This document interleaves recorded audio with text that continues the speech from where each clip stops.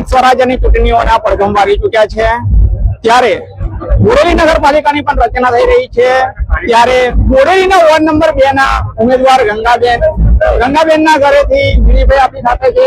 ત્યારે વિડીભાઈ સાથે વાત કરીશું કે વિડીભાઈ, આજે જયારે નગરપાલિકાની પ્રથમ ચૂંટણીમાં તમે વોર્ડ નંબર 2 ના ઉમેદવાર છો, ત્યારે આ વોર્ડ નંબર 2 ને ભારતીય જનતા પાર્ટીને વિજય અપાવવા માટે તમારી કેવી રણનીતિ હશે?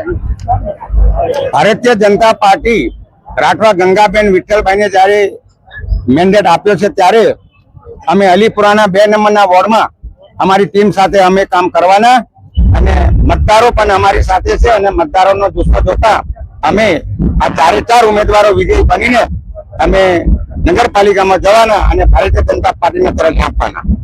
વીરભાઈ, ખાસ વાત એ કરવી છે કે તમે જયારે નગરપાલિકા બની રહી છે, તો તમારા દ્રષ્ટિએ નગરપાલિકાનો કઈ રીતે વિકાસ તમે તમારા વોર્ડમાં કરશો?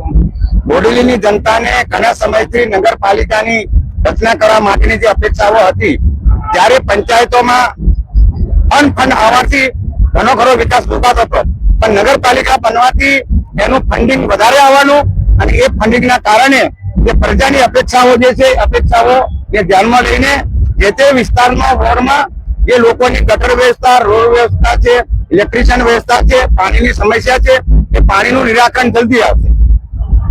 સાથે સાથે બીજી વાત એ કરવી છે કે હાલ બોડેલી નગર કેટલીક પાયાની સુવિધાઓથી લડી રહ્યું છે, જેમ કે રોડ, રસ્તા અને પાણી। આ મૂળભૂત સમસ્યાઓ છે, તો આ મૂળભૂત સમસ્યાને નગરપાલિકા કેવી રીતે ધજુમશે અને આ જરૂરિયાતોને કેવી રીતે પૂરી કરશે?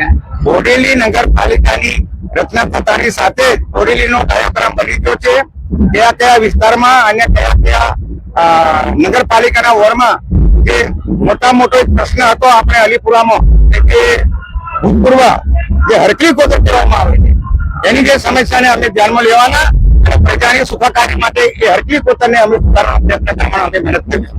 તો હરકલી કોતર જે હાલ એની ખૂબ જોરશોરથી ચર્ચા થઈ રહી છે, હરકલી કોતર ઉપર ભયંકર દબાણો છે, અને આ હરકલી કોતરના લીધે જ રજાનગર જેવા વિસ્તારોમાં પાણી ભરાવાની પણ સમસ્યા થઈ છે। તો હરકલી કોતરનો વિકાસ અને આ હરકલી કોતરમાં આવતા પાણીનો નિકાલ એનો માત્ર કેમ? વૈકલ્પિક વ્યવસ્થા અલીપુરા ચોકડી પર જે અત્યારે ભૂંગળા મૂકવામાં આવ્યા છે, જે નાળું મૂકવામાં આવ્યું છે, એને જે બ્લોકેજ લિસ્ટથી મૂકવામાં આવે, બ્લોકેજ લિસ્ટથી, તો આ પાણીની સમસ્યાનો હલ થઈ શકે એમ છે। ત્યારે આ હતા આપણી સાથે વીડી ભારિયા, એમની પાસે બોડેલીના એક સૌથી મોટી સમસ્યા એનો પણ ઉકેલ છે, અને આ ઉકેલને લઈને નગરપાલિકાની ચૂંટણીમાં વોર્ડ નંબર 2 માં જવાના છે, અને ગણવંત વિજય મળશે, અને સાથે સાથે એમને વિશ્વાસ છે કે એમના 4 ઉમેદવારોને જીતાડી અને આ 4 ઉમેદવારોની સીટ ભારતીય જનતા પાર્ટીના પણ વિશ્વાસ છે।